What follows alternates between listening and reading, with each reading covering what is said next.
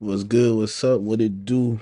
I know it has been a minute, but hey, man, welcome back to the 224 pod, man. I ain't posting a couple weeks, just getting into just doing my thing at work, man.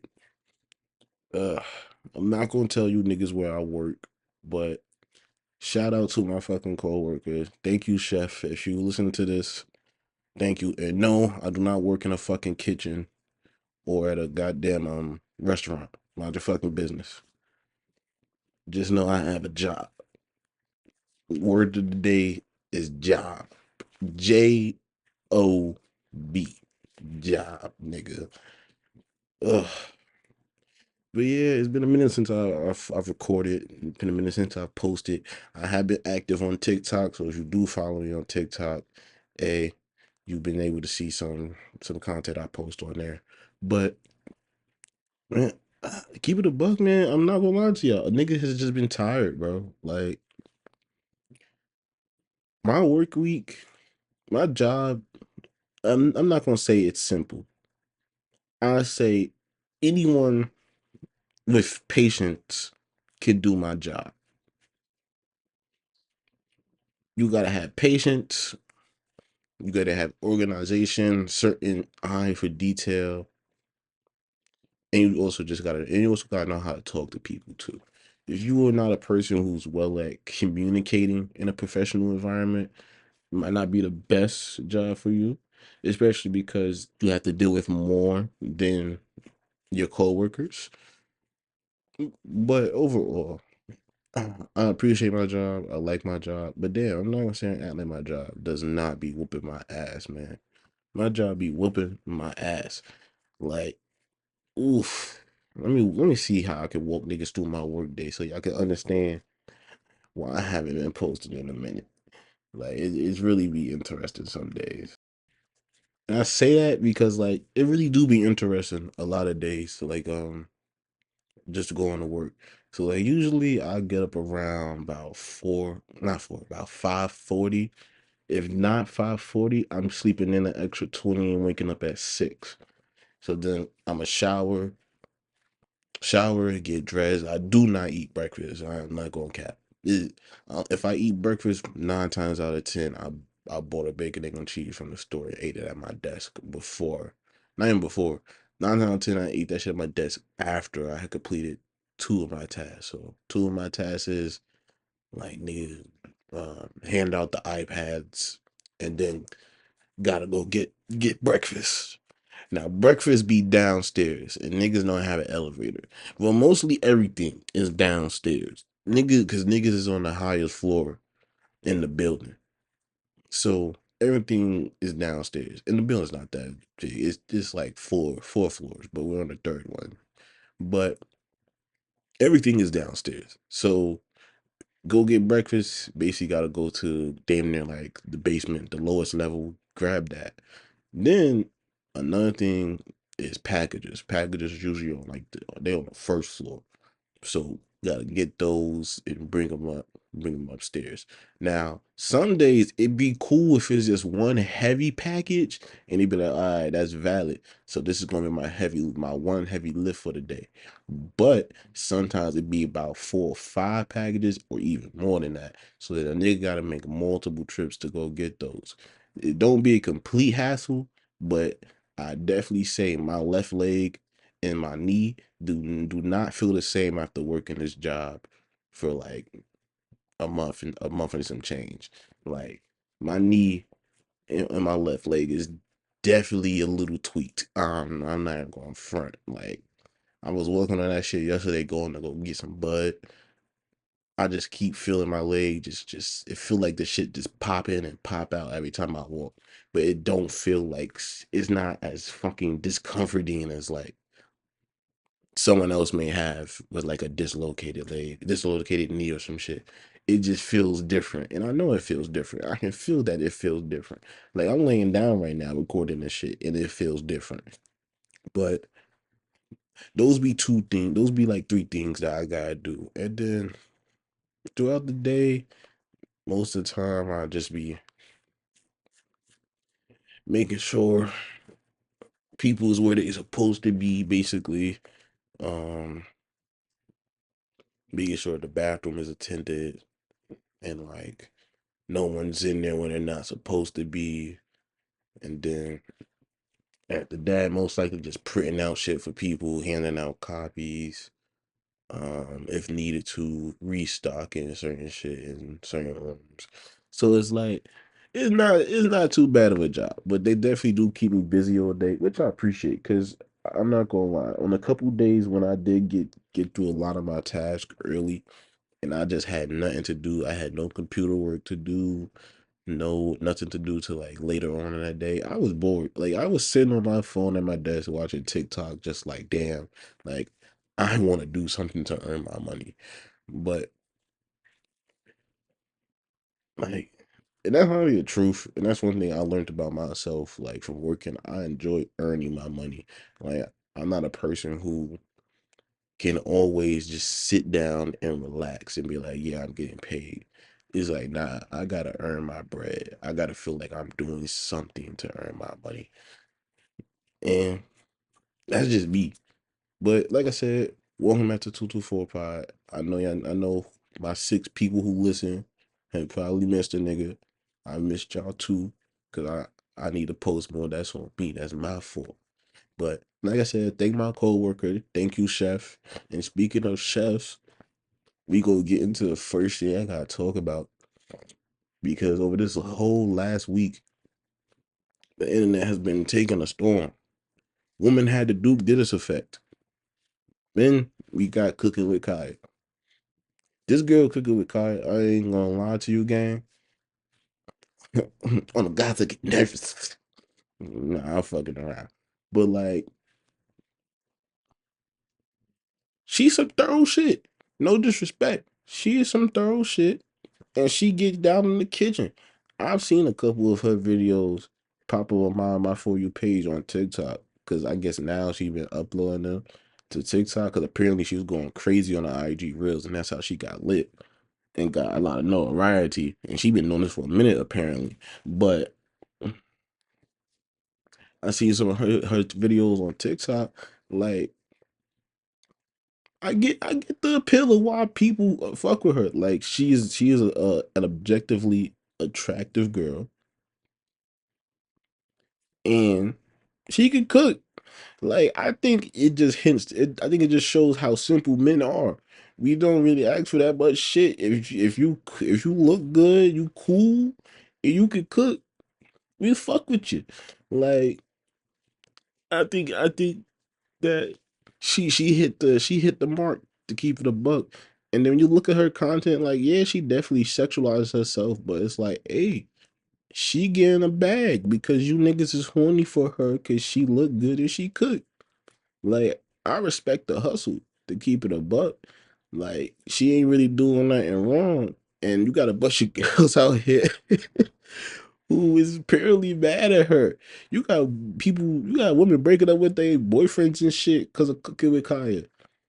Like, to me, that's some crazy shit. You gonna break up with your dude or your significant other in general over a fucking TikTok shorty? Like, listen, I get it. The celebrity crush thing, the TikTok crush thing, it gets out of hand in relationships.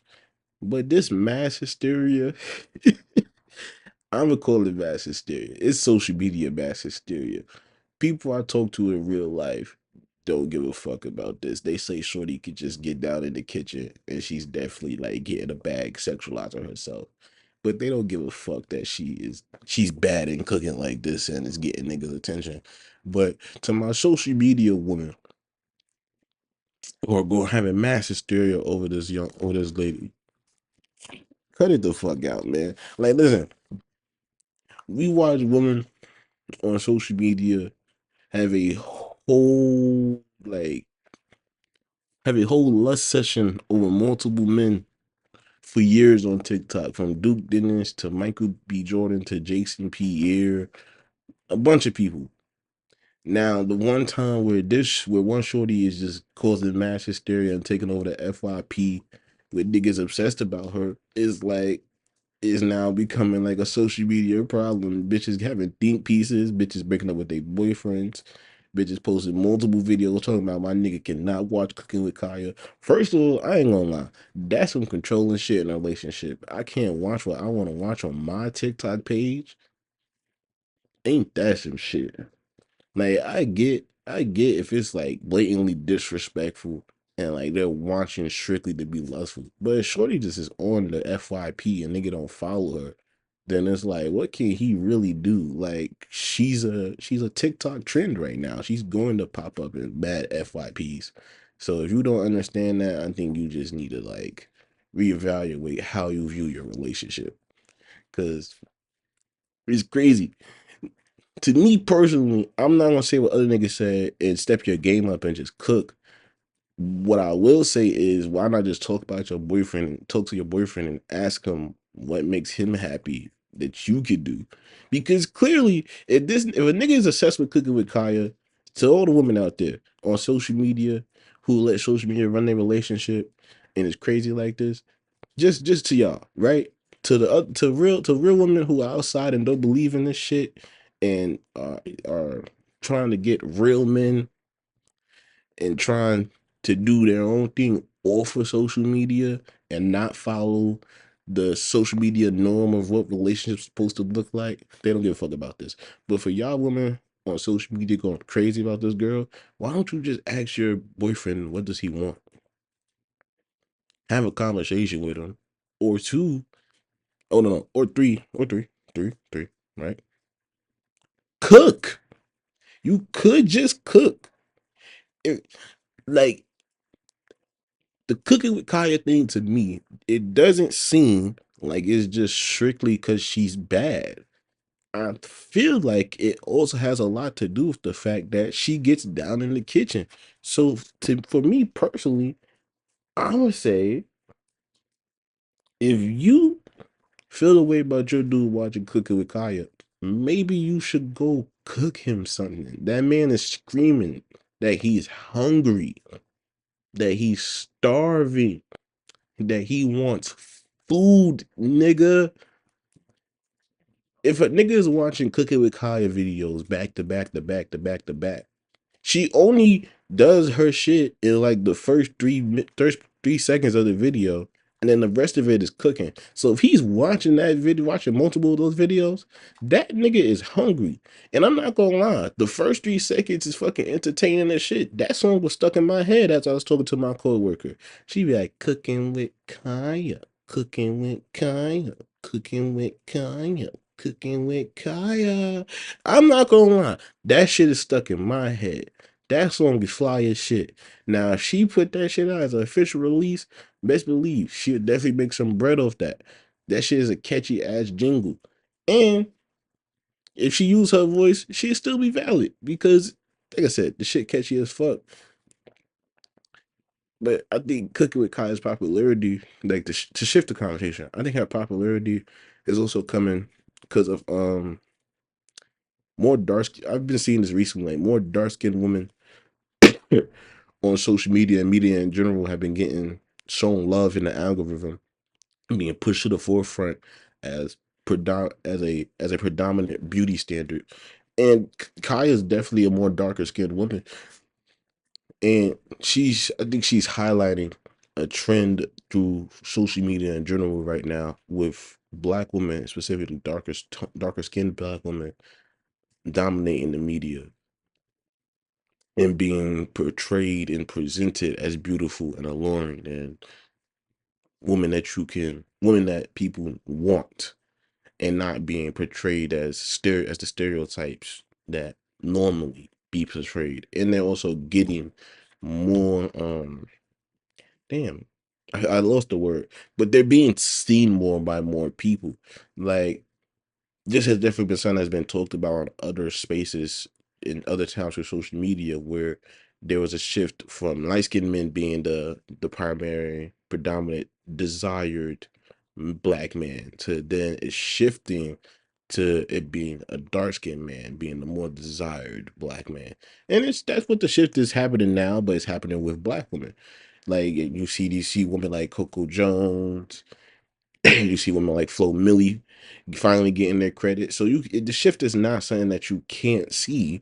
You can clearly see it because there are darker skinned women who were definitely not getting the just due and credit that they deserve to are now getting the credit that they deserve. For example, like Doechii, not saying that she wasn't getting the credit that she deserves. She's a relatively new artist, but if I can firmly believe that if this shift did not occur, where darker skinned black women were being pushed to the forefront and were being allowed to showcase all their talent and their beauty and everything that they bring to the table in turn within media and entertainment, there would definitely be a time where Doechii would have been a shelved artist because they would have called her unmarketable, which would have been a fucking lie, obviously, because when you look at her, she's fucking talented. Like one that we all cooking with Kaya now.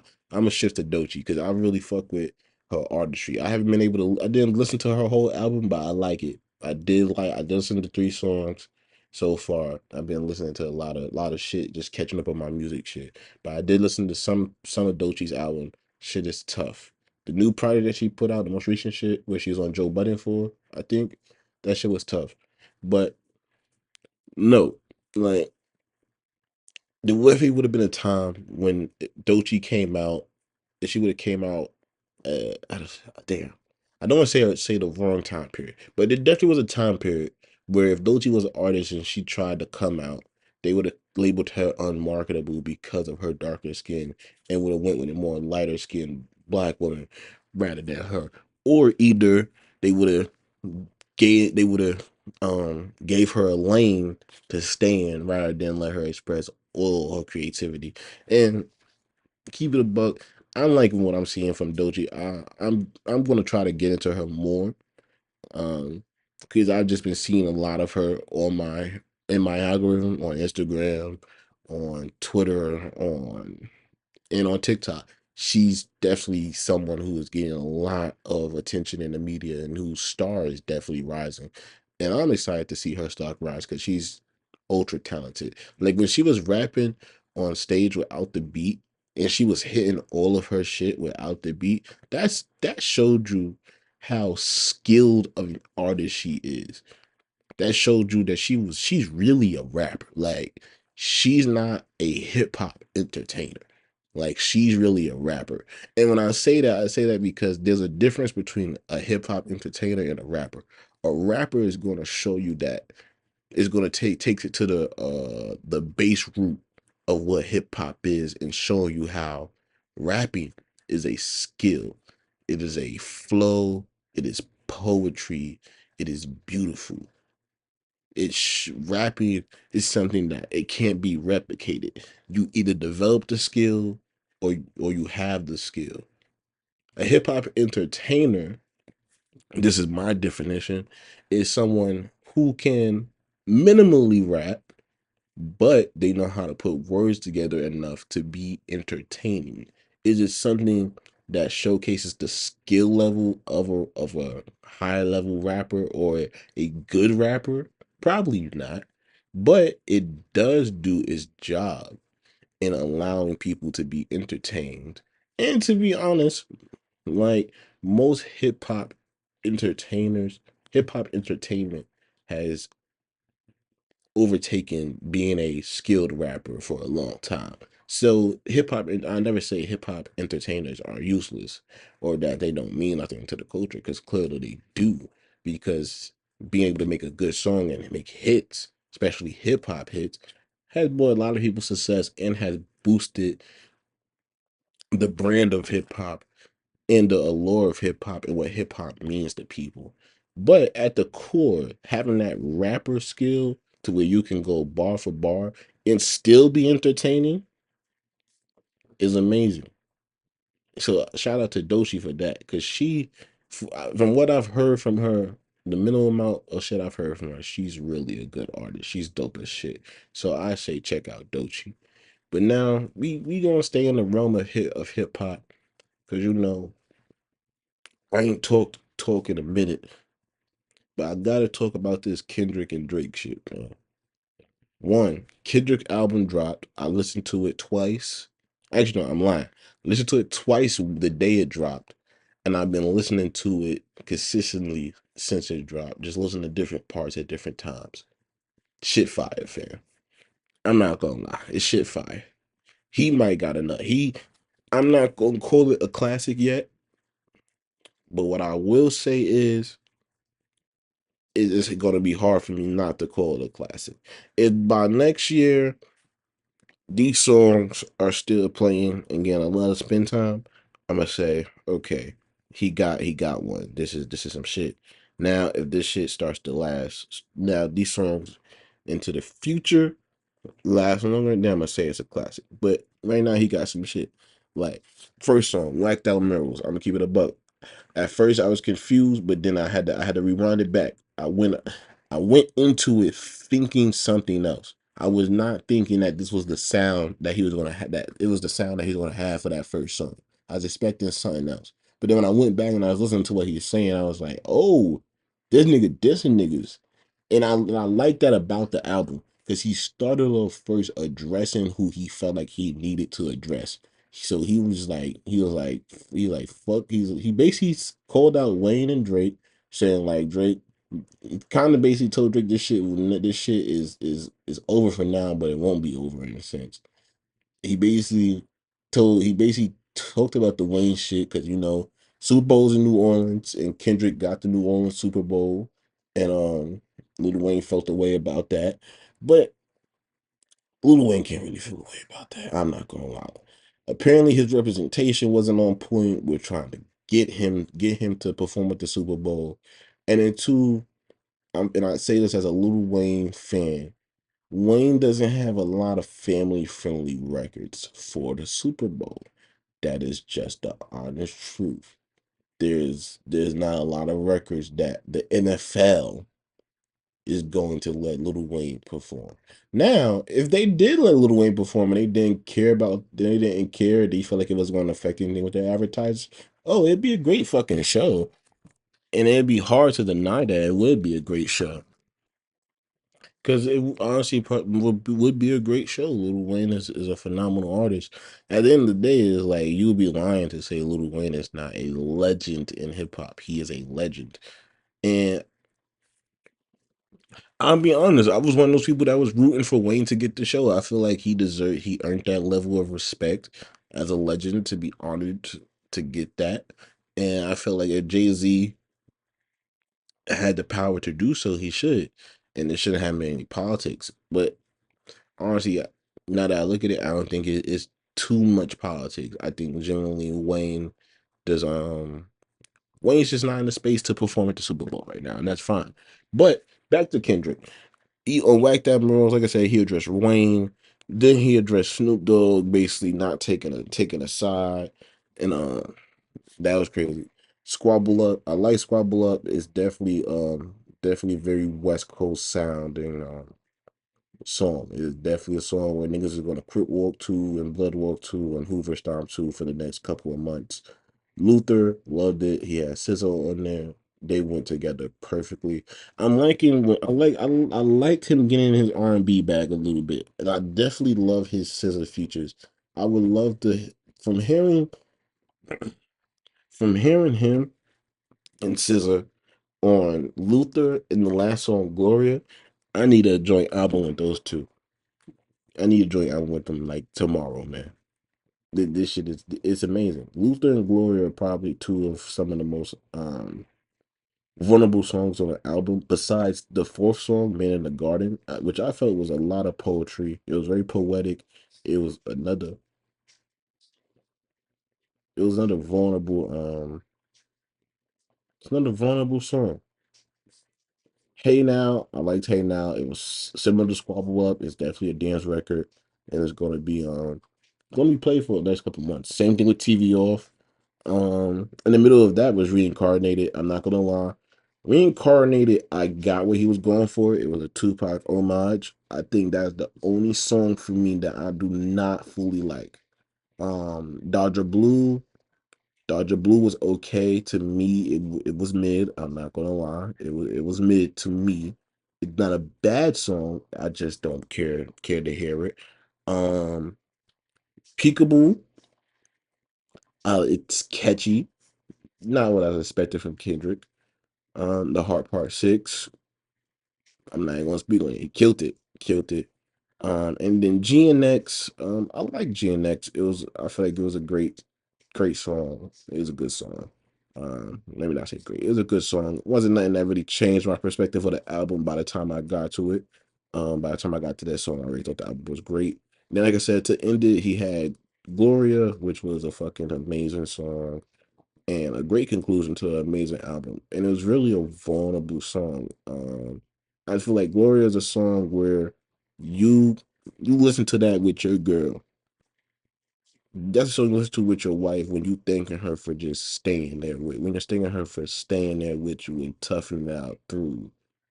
And I think it's a song, at least to me, when I listen to it, it's a song you hear a man doubting himself in a sense.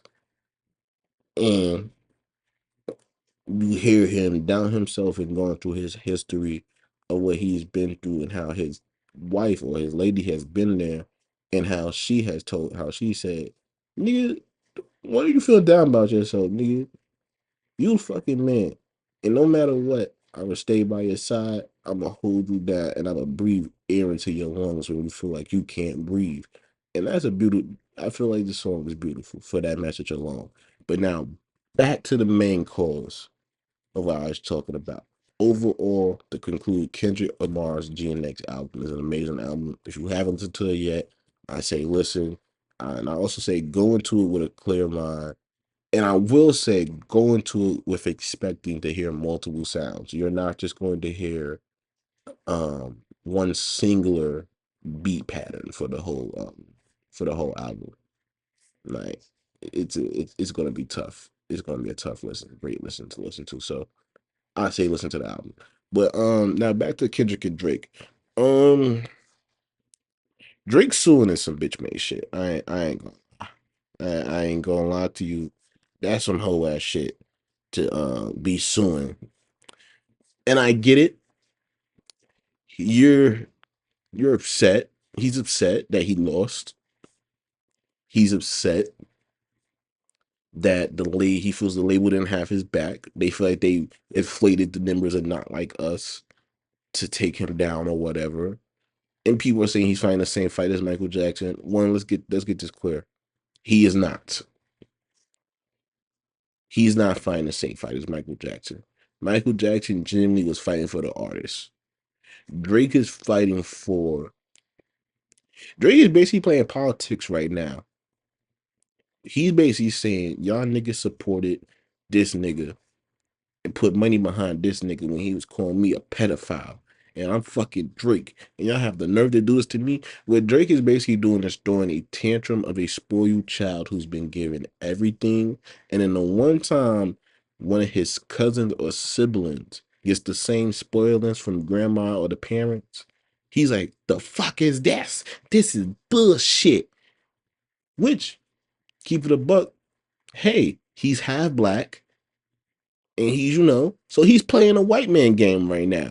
He doesn't understand culture. And this is the problem I've had with Drake for his entire career.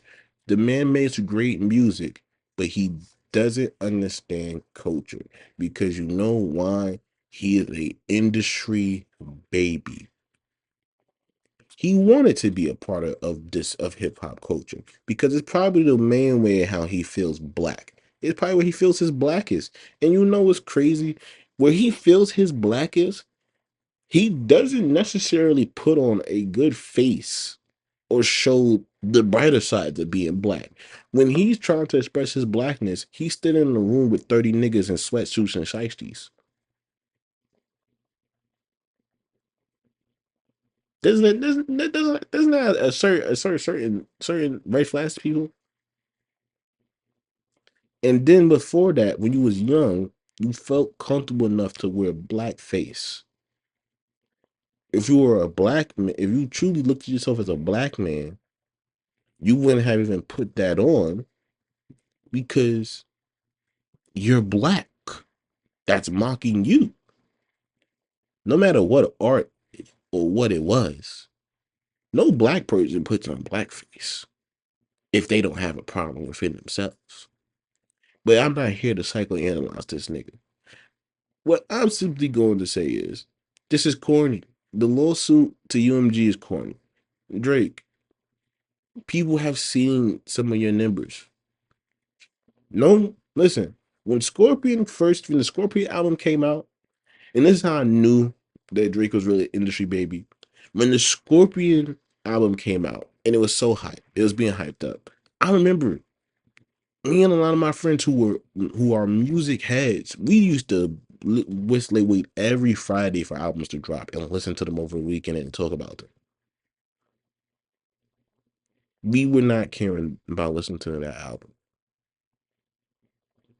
We felt like it was going to be a good album, but we looked at the track list and was like, huh, okay, this just gonna be another Drake album. And then we listened, and it was okay, but it wasn't what everyone said it was. That was definitely a album that was industry push. And correct me if I'm wrong, but I think that's the same album where on multiple platforms, Drake's face was plastered over their entire homepage and multiple playlists for promotion of this album. Now, I'm not calling Drake broke, but I refuse to believe he has enough money to pay for that by himself. So who would pay a streaming service such as Apple, Spotify to do that? The industry, more specifically, his label, who are in bed with the fucking streaming services. So it's just like I said, this lawsuit is just some bitch made shit. You have benefited from getting pushed by the industry as well.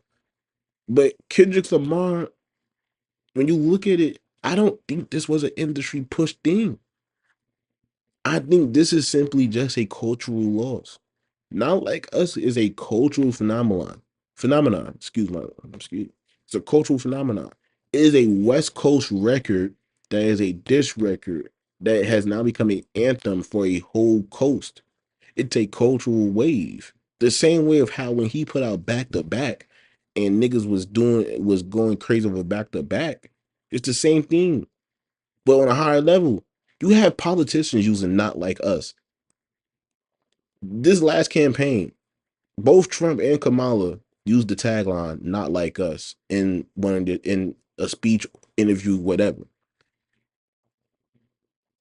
It's a cultural phenomenon. Everyone is aware of the record. It's just a loss, and it's really just a loss. And this is why it's so bitch made, because it's like you've given L's to people and allegedly behind the scenes done so much foul shit to people. You can't take one loss in the public eye, one, and then the sue for defamation is crazy. This man called you a pedophile. You said he beat his wife. You said his kids weren't his, and that they were his best friends from his wife sleeping with his best friend. You try to make fun of him getting molested and assaulted, and then come to find out, allegedly, it wasn't him that had got assaulted, it was his mother that had got R-worded. And then try to put a bunch of other smut on this man's name as well. And then when he comes back and calls you a pedophile, which was primarily the main defamatory thing he said was pedophile.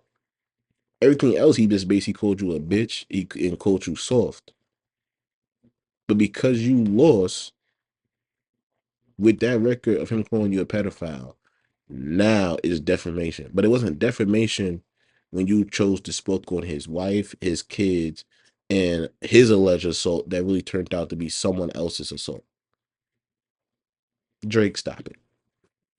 Gotta stop it. And this is why accountability is so important. Because when you don't hold people accountable for their actions, this is what it turns into. People feel as if because they lose one time, they have the right to tear it all down. This is not, if Drake wins this case, it doesn't do anything for the music industry at all. No, I don't think if people have noticed, no artists are getting a lot of promotion recently. Little Uzi dropped an album and no one knew unless you were keeping up with music. No blog, nothing has posted about anyone dropping music. The only places that have posted about dropping music are music specific blogs. Even hip hop blogs haven't posted about who's been dropping music. Why? Because labels aren't putting money into these niggas anymore. Labels are shifting to tech. So Drake suing them, and if he wins, does nothing for the music industry. The music industry is already on its last legs. There is about 5 artists getting promotion to do what they had to do in this industry. Everyone else below those 5 or those three to 5, they on their own. If you are a music artist, Drake doing this does not do nothing for you. He is not fighting the same fight as Michael Jackson. He is simply fighting the fight because he does not know how to handle a loss. And it's okay. It is perfectly fine to lose. You cannot win every battle. And I think that's what I want to say to everybody here. You cannot win every battle. God is going to take you through some things where you're going to win some, you're going to lose some. The point of the loss, though, is to learn your lesson. And I think that's the poorest thing about Drake right now, is he's not learning from this. He's not learning his lesson. And that's why I compare it to a spoiled child, because you are not trying to take your time to understand what just happened to you. But rather than understand that you just lost, that you can't change that, you much rather act out and use your spoiledness and now sue because you feel away, rather than just accept the fact you lost. It's okay to lose. When you lose, that's how you know you can win again. Because listen, when you lose, you have another chance to win. Same thing as if you win. You have another chance to win. And even if you win, you have another chance to lose. You're going to win some battles, you're going to lose some battles. That's why they're battles. You lost this one. You won a bunch of others.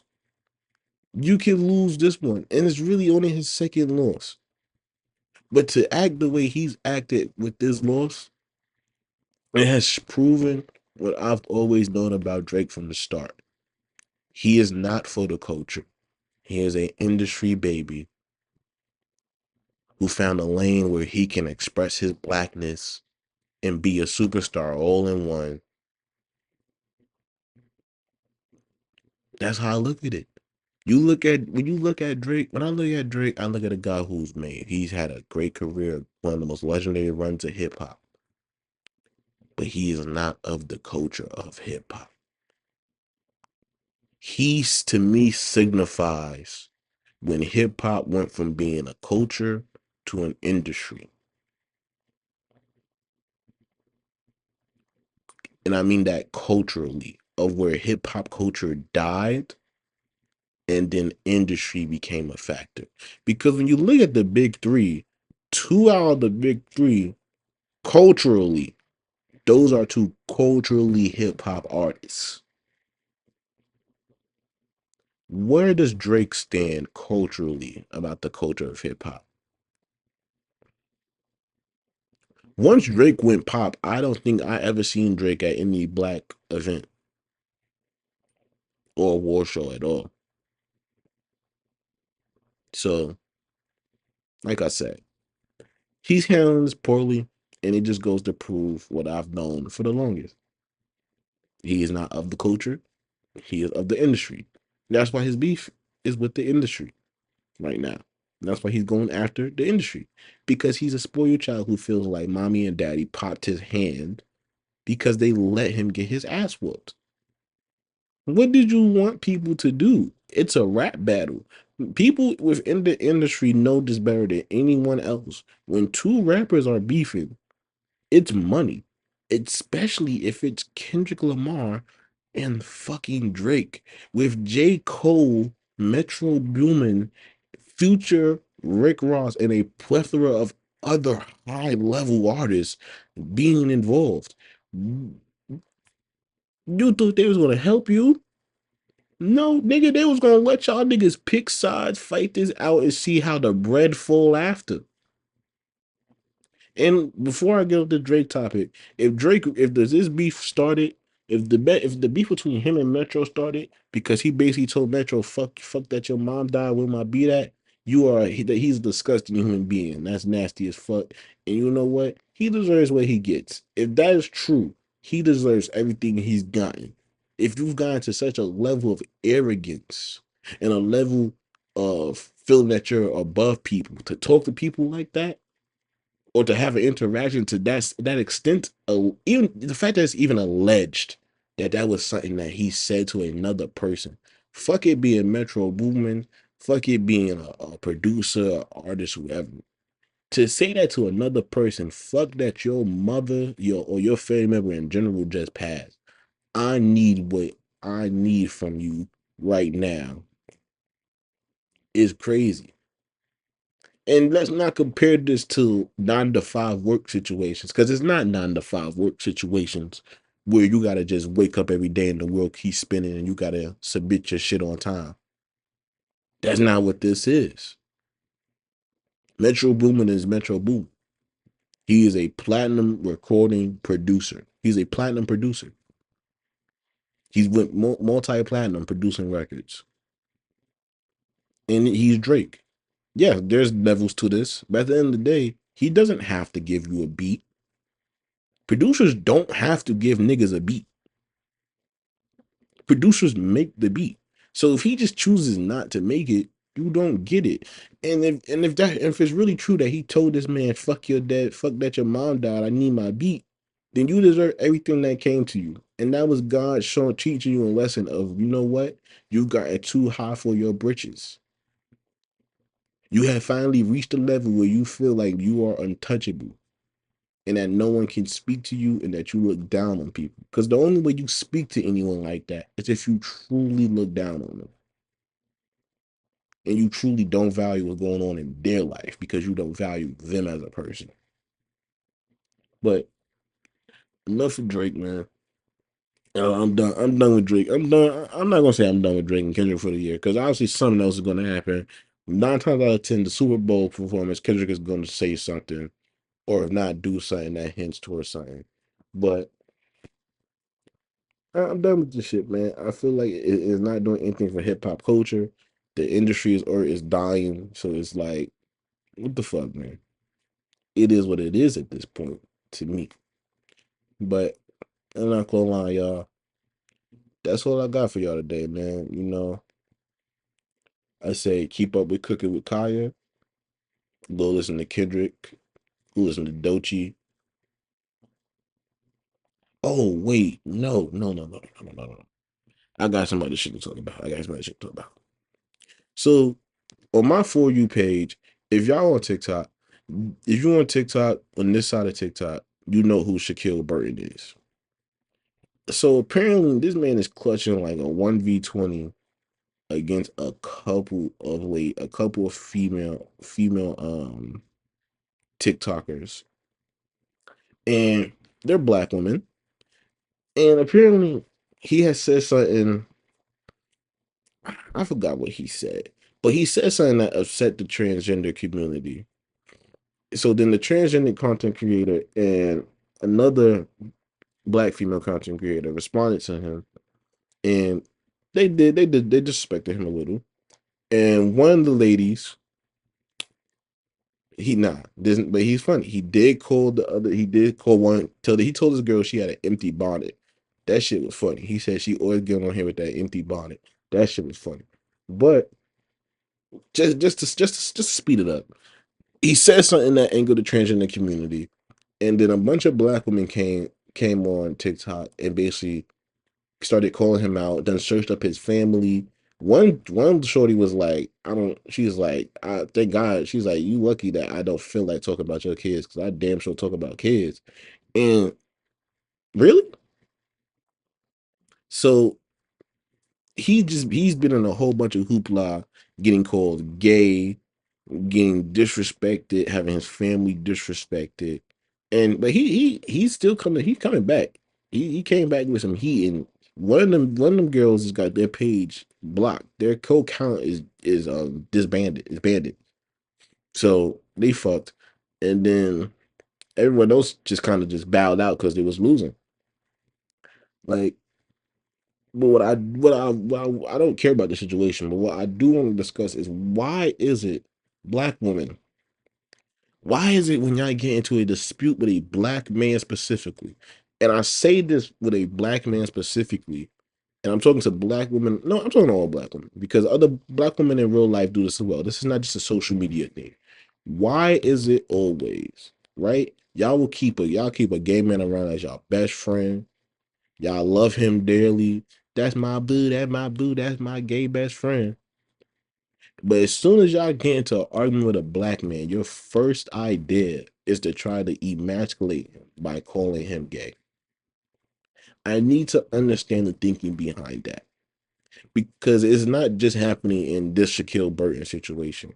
And I think it only happens to him because he is simply outspoken. And then two, he's a light skinned dude. So they're always going to try to throw that on him because he's light skinned.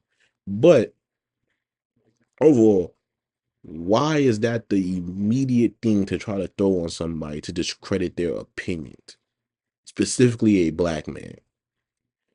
I'm asking black women this because I'm tired of the rhetoric occurring. And I'm simply tired of seeing my people beef online. I'm tired of these social media black holes. Now, and I call it not holes, holes, holes like holes, like when you dig a hole, these social media black holes just taking positive energy out of the community by just going back and forth with each other and repeating the same negative things that the community of black people have already said is unhealthy. The fact that anytime there's a disagreement within our community between a black man and a black woman online, the first thing the black woman does is say, well, he must be gay, or he a little sassy, or he a little zesty. Why? Because he had a better point than you? To me, it's just really low hanging fruit. It is really unintelligent to say, especially if you are a so called ally of the gay community, as black women love to put on the front for. See, all that should be cool when niggas is your friend. But when niggas is not your friend, they are some black women get real homophobic. And at the same time, when arguing with a black man online, it always goes to that point of he's zesty because he's arguing with you. But 9 times out of 10 from these interactions, niggas just state their opinion and then it'd be a whole tirade of this nigga gay, this nigga zesty. The calls coming from the house. Like, shorty, no, the nigga just made a better point than you, man. Like, we gotta do better at this. We have to do better with online rhetoric where someone just makes a better point than you. Just say the motherfucker made a better point than you. Don't sit here and try to do all this extra shit and be like, nah, he gay. What would him being gay change about his perspective? Nothing. You will still be wrong. And I'm tired of also no, I'm nah, nah, nah, no. I got maybe 5 more minutes for y'all niggas. I'm also tired of certain black women getting online. I'm tired of these social media black women getting online and saying black men are hard to date. Black men are not hard to date, sweetheart. They aren't. We are not hard to date. The black men you choose are hard to date. All these women who say black men are hard to date, they are only saying this shit online. Women in real life who are really trying to date black men, they don't say black men are hard to date. They say men in general are hard to date. because that's true. People are people. It's hard to date in general. But the black women that get on TikTok and Instagram and say black men are hard to love and date, most of y'all are dating black men y'all know aren't good for y'all. Some of y'all make your whole personality and posts about how this person is not good for me. I'm making bad romantic decisions, and but I love him. I love him. And then it gets to a head, and now you're posting, oh, it's hard to date a black man. One shorty was posting this about it's hard to date a black man. Bitch, you dated a gangbanger. You had a decorated hotel saying happy Crip Day, not happy birthday, happy Crip Day. Of course it's hard dating him. You're worried about if he's going to go to jail or die. You have more to worry about than just your basic relationship needs. This man might not be around long enough for y'all to even build anything past this point where y'all at. Because he may go to fucking prison or die. Don't say black men ain't shit and then you dating fucking Pookie, Raheem, and bum ass Day Day. Meanwhile, there's a nigga named Michael. He a simple nigga. He work a blue collar job and he just come home and just chill. And you don't want to fuck with him because you feel like that life gonna be boring. No, you're making the dating pool more complicated for yourself. Dating anyone is hard in general. Don't say black dating black men is hard and then you're choosing the highest level of difficulty to date. Because if you're dating a felon or a criminal, duh, it's going to be hard to date them because they have other shit to worry about rather than just you. Because if they don't do their due diligence to do what they have to do, they may die or they may go to jail or they just may fuck up a part of their life that they can't fix. And this take it away from criminals. If you say it's hard to date a black man and you are dating a black man who doesn't have a job and mixed with that has no will to want to get one, or no will to get off his ass to work in general, then ma'am, dating black men ain't hard. No, you're just dating fucking bums.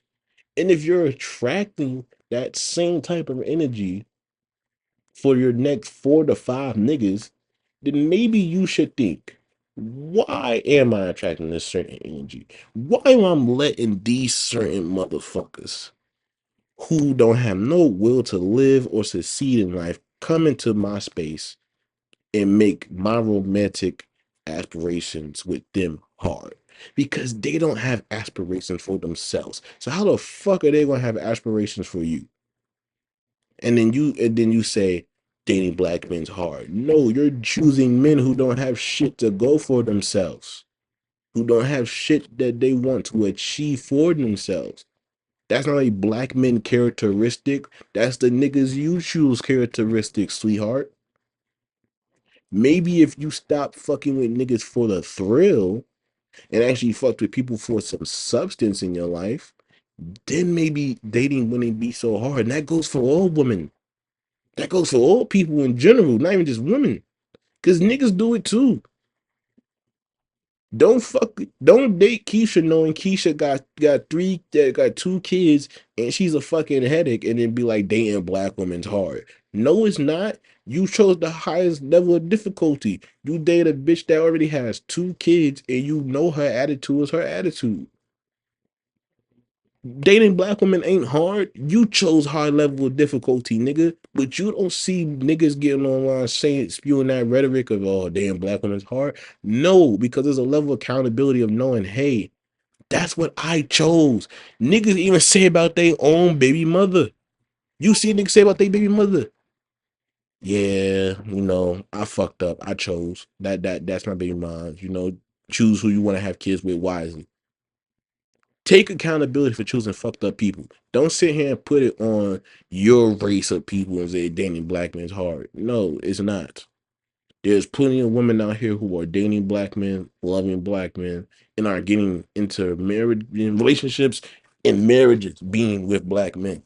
A lot of y'all are not. Y'all just aren't choosing men. Y'all are dating black little boys who have never grown up past the stage of not wanting to do shit with their life. There's a very big difference. If you still want to date, if you date a nigga that it's been 3 months and you ain't see him submit one job application, you ain't hear him bring up no way of trying to get some money in his pocket, shorty, think about it. That's a red flag. If you dating a dude who he can't talk to you at all about anything he feels, even the nigga feel happy,